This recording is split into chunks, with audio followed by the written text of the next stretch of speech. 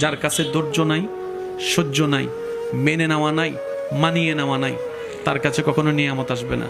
এই ক্ষেত্রে আমাদের অনেকের মনের একটা চাপা প্রশ্ন থাকে, জানতে চাওয়া যে ধৈর্য তো অনেক ধরেছি, আর কত ধৈর্য ধরব, সহ্য তো অনেক করেছি, আর কত সহ্য করব।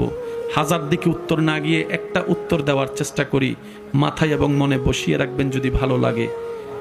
ধৈর্য ততক্ষণ ধরব যতক্ষণ আমাদের রব খুশি না হয়। সুবহানাল্লাহ। যতক্ষণ রব খুশি না হবে ততক্ষণ ধৈর্য, ততদিন ধৈর্য, তত মাস ধৈর্য, তত বছর ধৈর্য।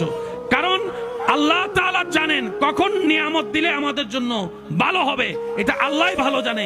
ওই হুকুম আসা পর্যন্ত অপেক্ষা করতে হবে, এটার নামই ধৈর্য। কোনো হা হুতাশ করা যাবে, আফসোস করা যাবে? আল্লাহ দিল আলহামদুলিল্লাহ, না দিল আলহামদুলিল্লাহ। সুখ আপনাকে খুঁজতে হবে না, দেখবেন সুখ আপনার ঘরে নিজে থেকে চলে আসবে। বলেন সুবহান।